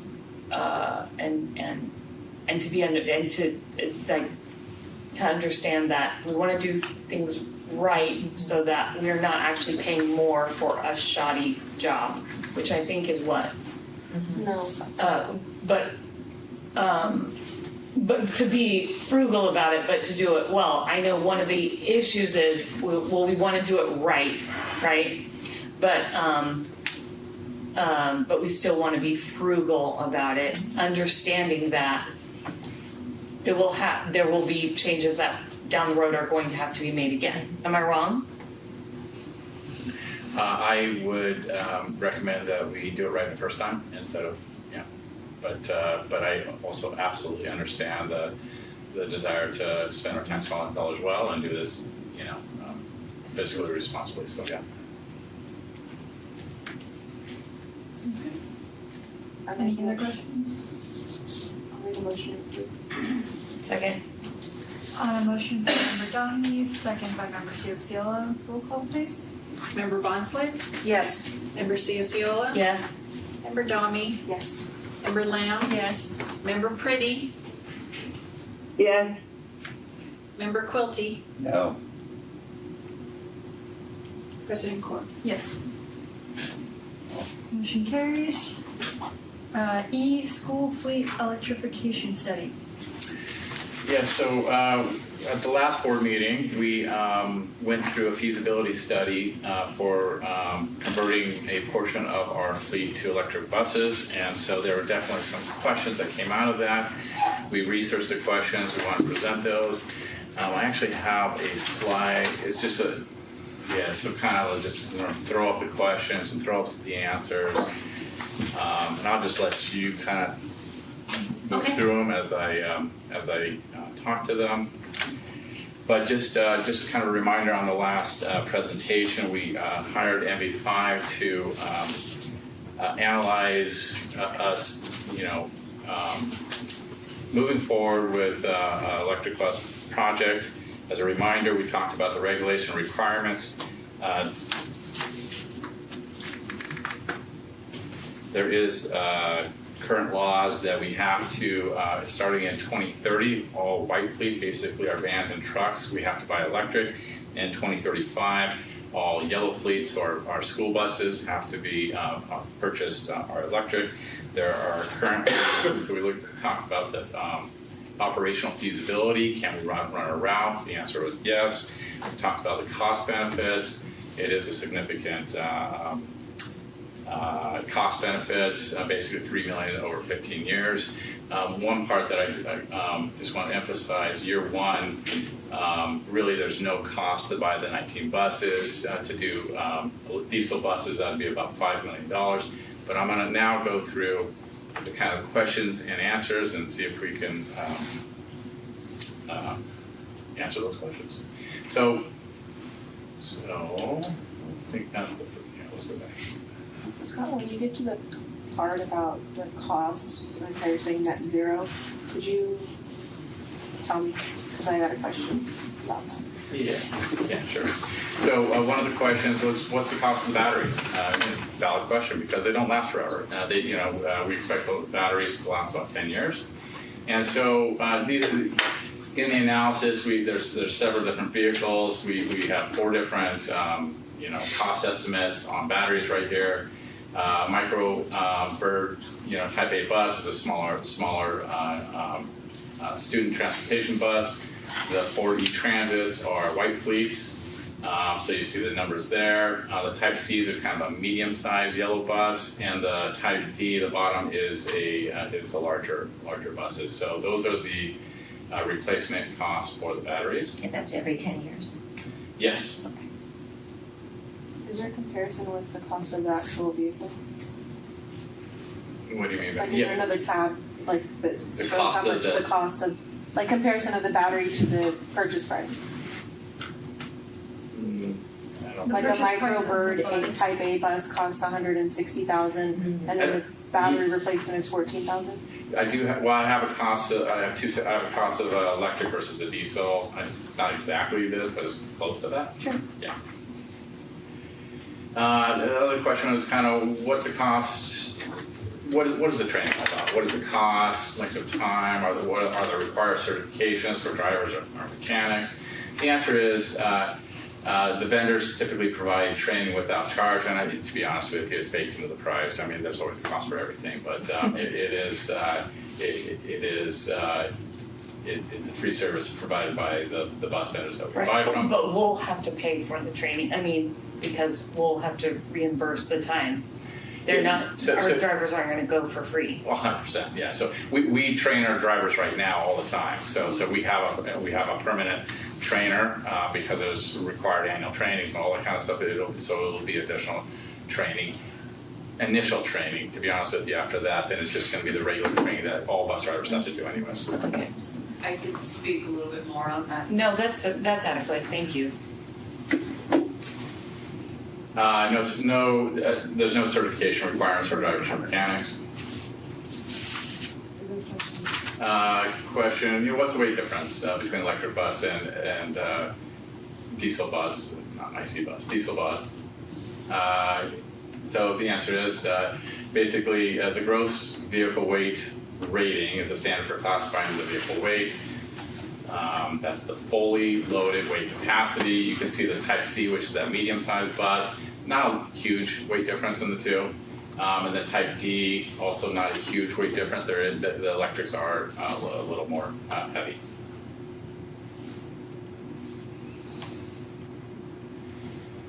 Question, what's the failure rate? So electric buses haven't been out for a super long time, but there was a study done in the School Transportation News Study of 2025. The diesel buses are typically 94% available for service, and then the electric buses are 93%. I fully recognize that there are some horror stories out there, and just from my due diligence, a lot of that has to do with not good design and engineering, not good compatibility between charger and buses, just the program's not software maybe not compatible. So it has a lot to do with the initial setup and initial design. That's part of the reason why we're partnering with our good partners. MB5 is an expert, a third party besides just working with a vendor directly. So we're getting good partners to help us design this correctly, and we're not even there yet. This is just the feasibility side of it, so we would get to the more design would be next steps. Question? Well, I've read that they can't take a real lot of heat. Like in the summer when they're sitting, are they covered? Are you know? I've heard we're like sitting and not being used, and they're just out in the heat. So I don't have a direct answers to that, but I do know that electric vehicles in general, both cold and heat, is Well, I know we don't worry about the cold so much, that damages them in other places where it's really, really cold. But we get very hot here, and it's out on that gravel. Yeah. You know what I mean? Which just more heat's radiating. I'm just just something to think about. I don't know. Yeah, exactly. Again, that hasn't been raised as a prohibitive concern by MB5. Many districts in the Stafford Valley are doing this, and that doesn't seem to be a problem. But of course, continued due diligence. That's a good follow-up question. Can we reduce the number of buses for the grants? The answer is yes, it's possible. It'll also reduce the incentives. The incentives are proportional to the number of vehicles. They're based on vehicles and number of chargers.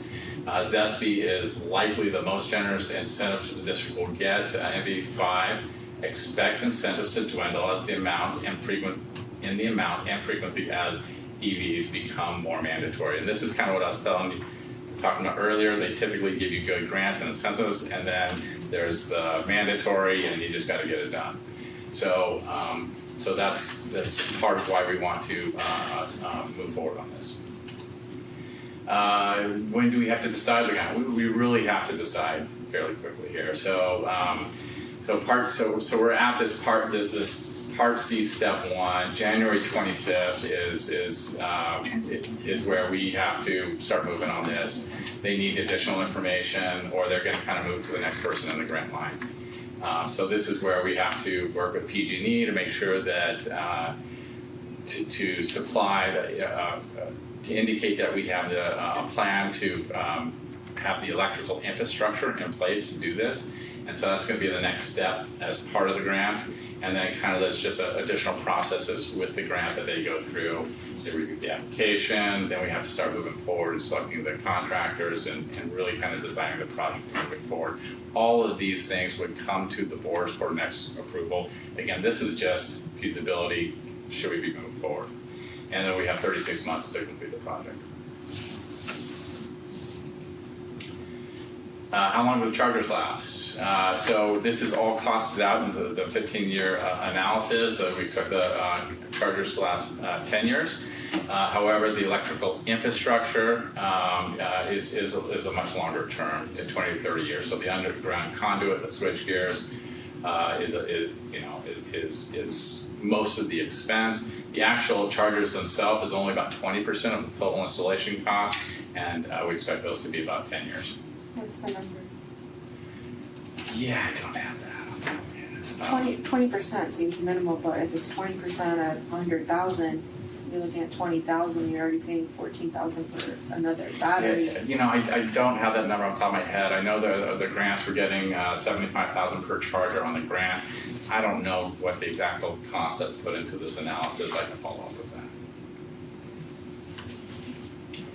that. What's the cost of electric versus, again, IC bus, diesel bus is what I meant to say there, internal combustion. These are the costs that are modeled in based on, current market prices.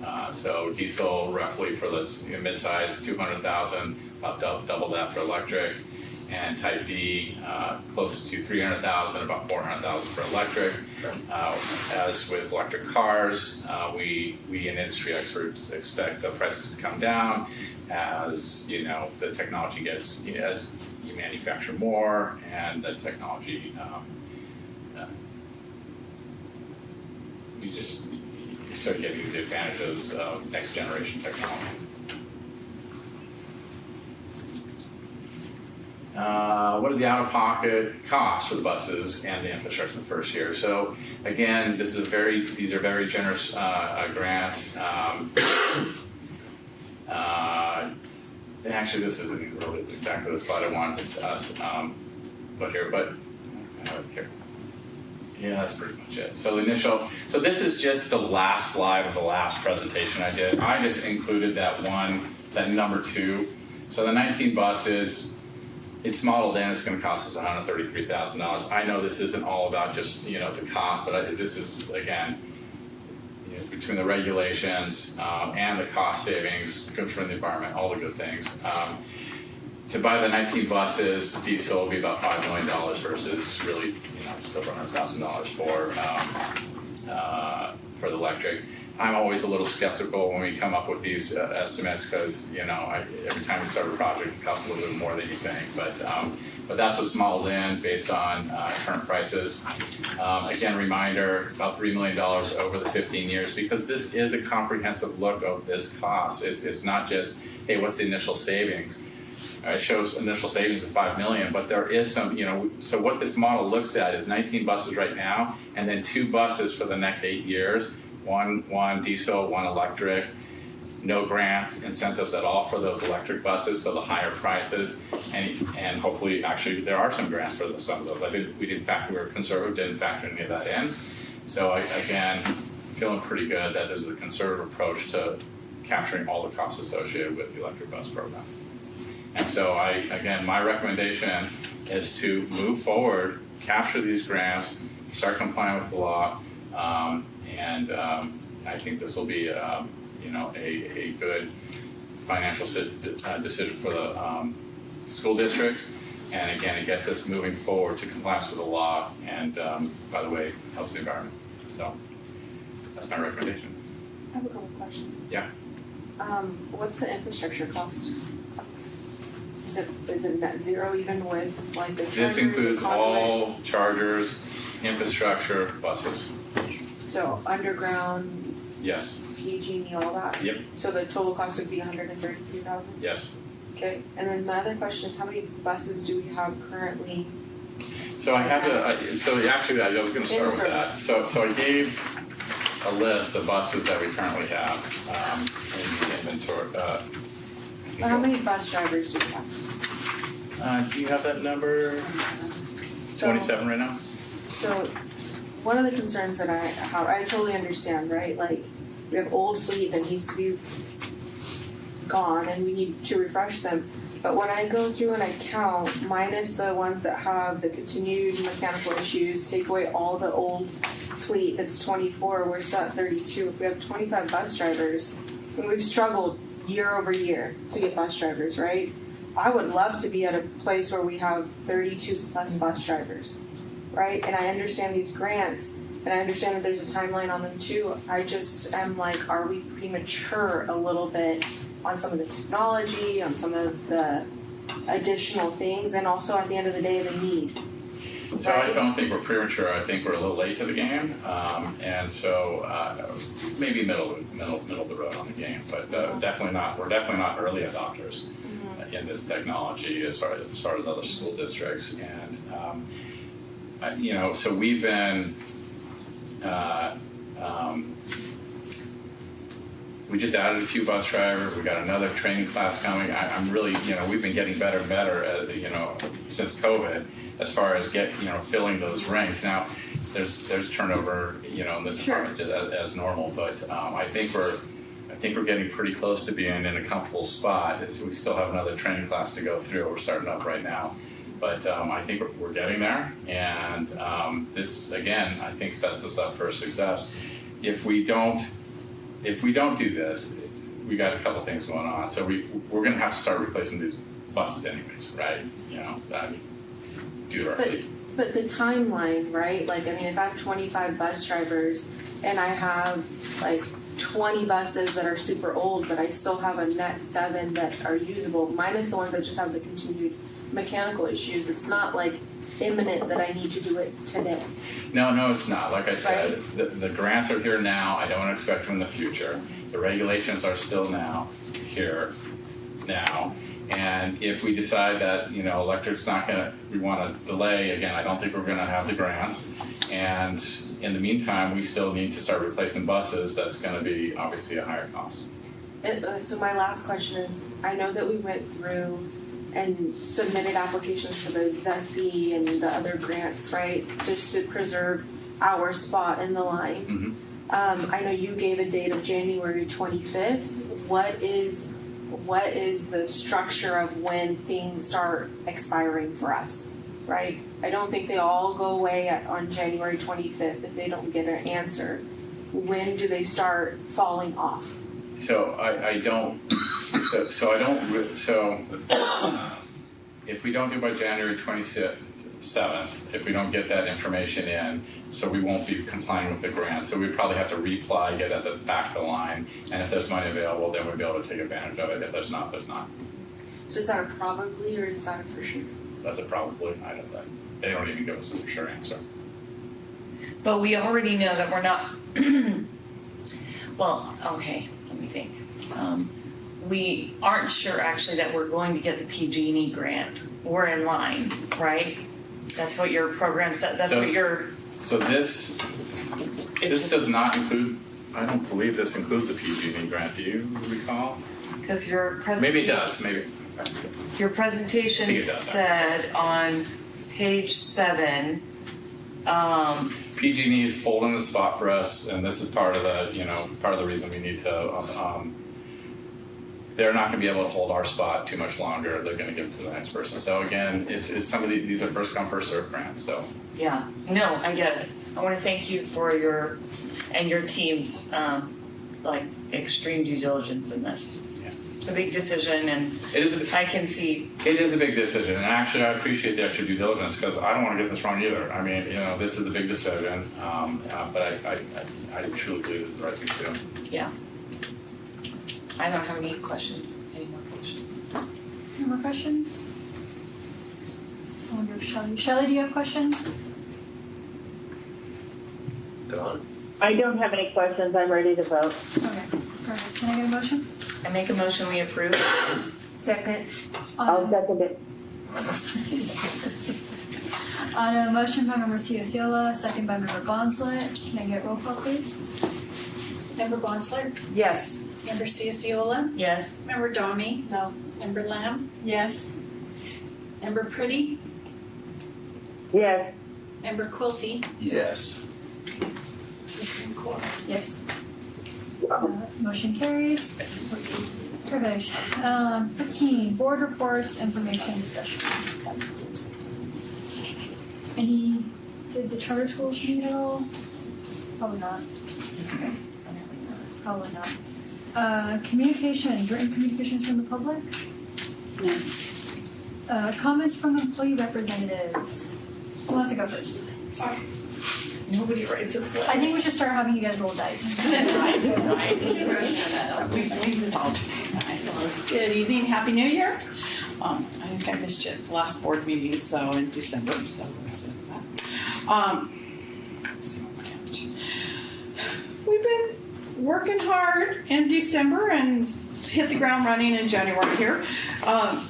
We have come to an agreement on an MOU that's currently in our process, the CSEA process, to address the charter bus services of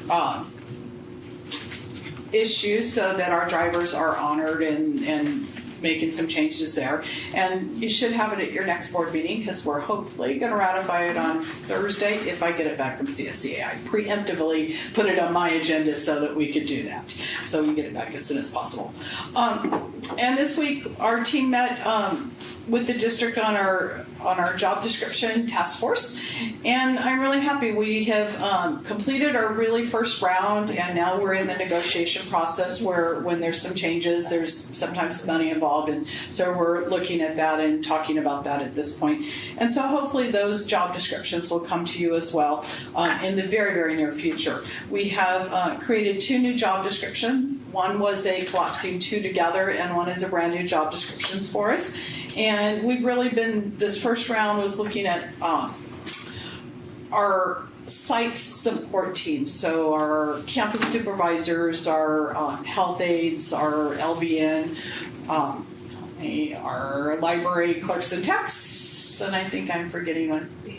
Oh, our behavioralist, that's our behavioral assistant. That'll be one of our new ones. Our libraries, we are collapsing those into one job description because we've determined that basically it's the same work. It just looks a little differently at an elementary school as it does at a high school, but they're all really doing the same thing. Just looks a little differently where you're at.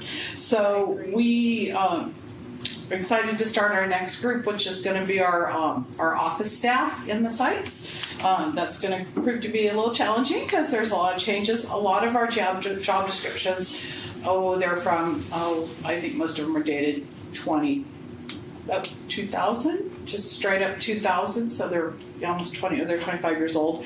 And they don't really address our needs. And so many of our job descriptions will have a 1 and a 2, and there's like 1 word difference in there.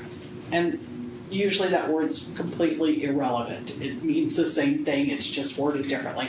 So we really want to make sure that either we create a job description, combine them together, or make them separated enough so that there is definitely that separation in the duties from a 1 and a 2. For instance, an admin secretary 1 and an admin secretary 2, their job descriptions, really the main difference is the size of the school that they work at. I mean, the work's still there.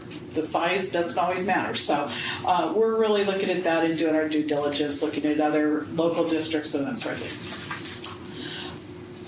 And that's really all I have for tonight. So have a great rest of the month. Thank you, Mercedes. Thank you. Probably in Prescott.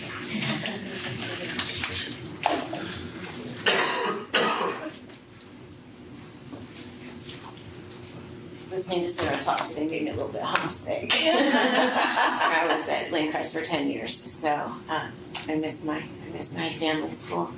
I just wanted to say Happy New Year also.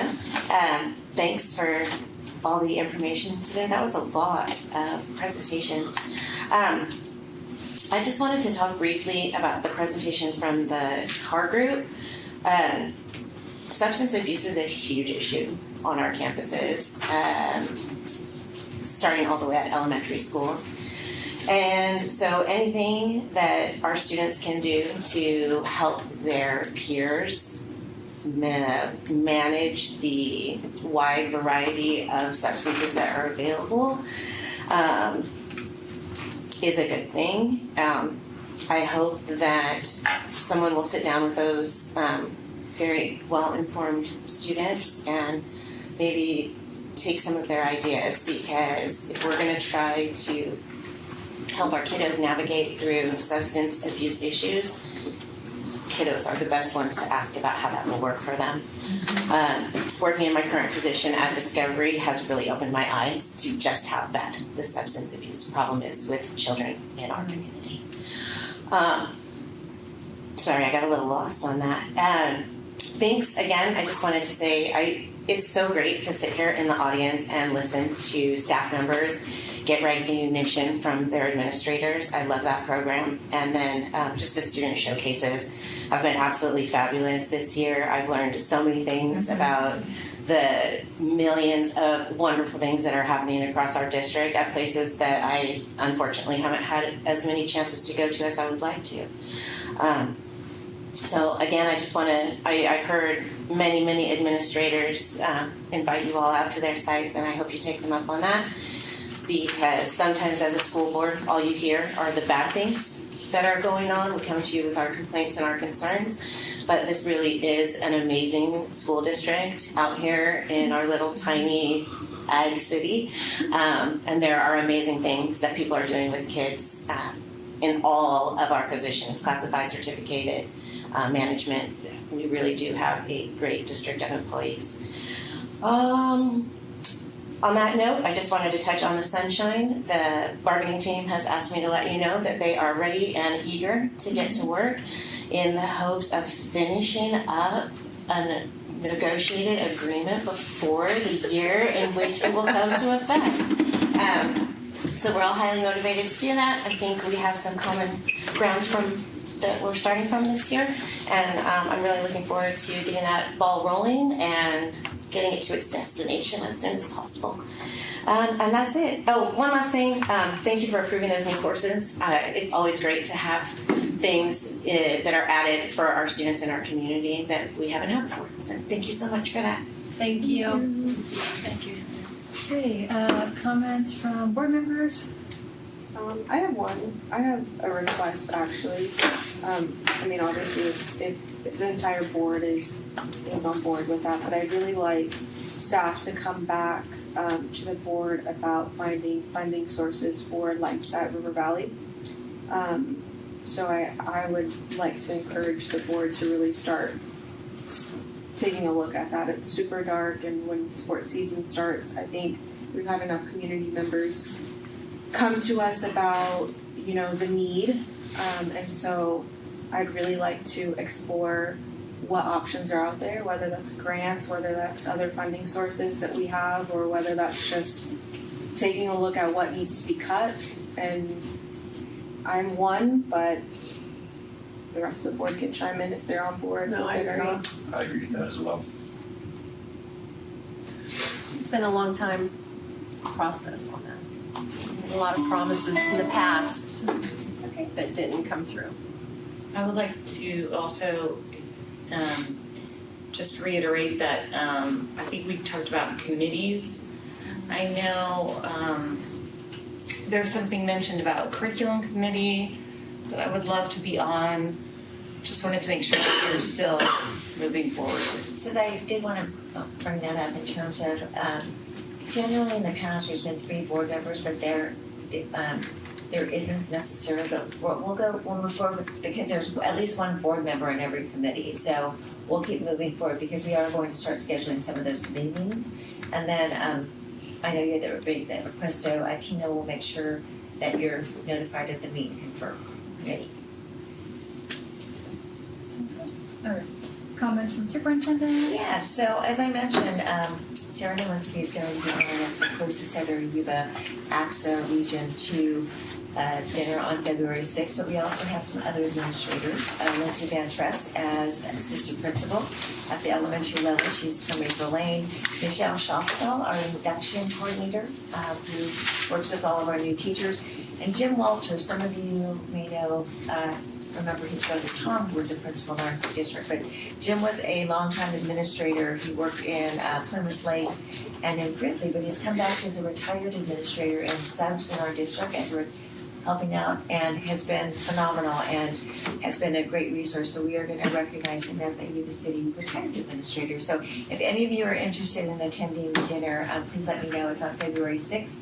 It's at the 530 Event Center. Yes, I was going to say club. It's not a club. 530 Event Center in Yuba County. Just let me know because I'll have to RSVP. And so that should be a fun event. And then on February 12th, February 6th. It's Friday. Sorry. 6th, sorry. Yeah. Thank you. And then you should have received an email from Assistant Principal Ruby Palma from Yuba-City High School. Their academic award ceremony is February 12th. And I believe it starts at 6:15.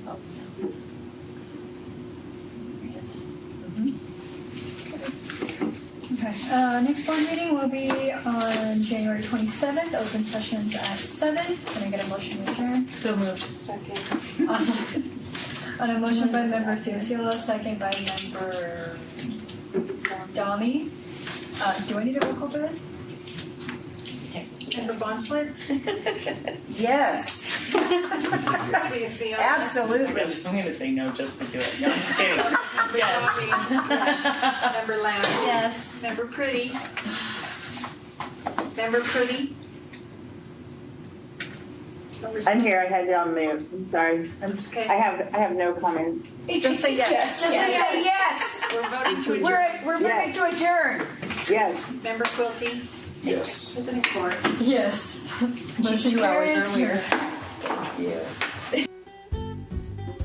Yuba-Sutter.Live's local government live streams are presented by Plumas Lake Self-Storage in Plumas Lake, where lifelong local residents are helping other residents keep things safe, providing indoor storage units, outdoor RV and vehicle parking, moving supplies, and Penske truck rentals. Details at plumaslakeselfstorage.com.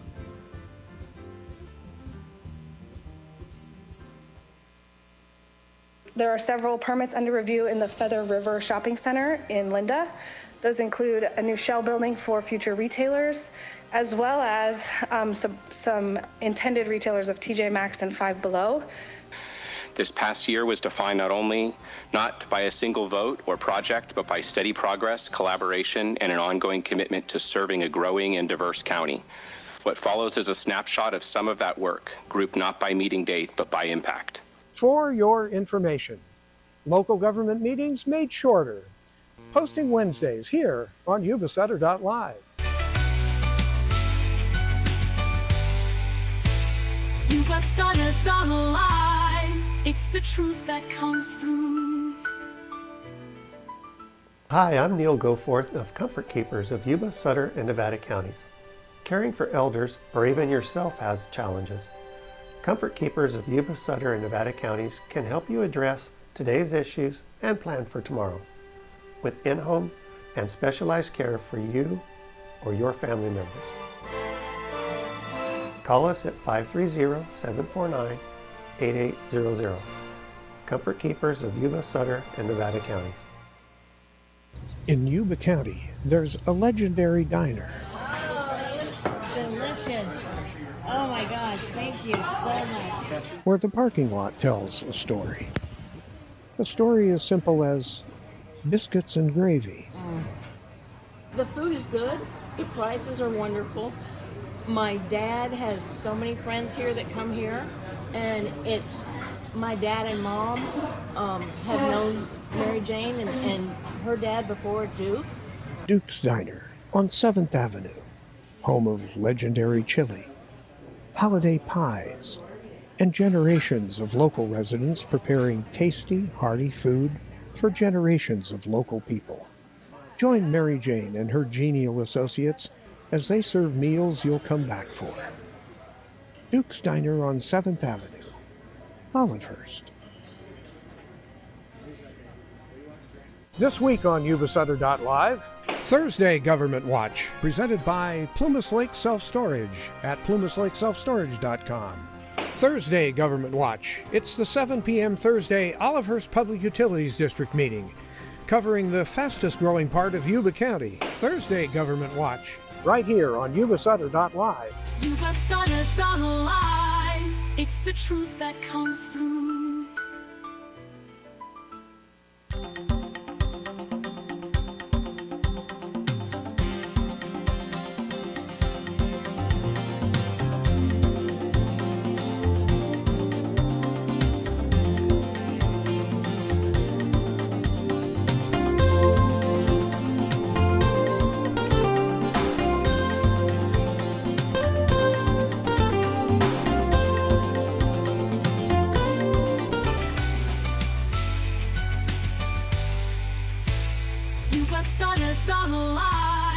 It's the truth that comes through.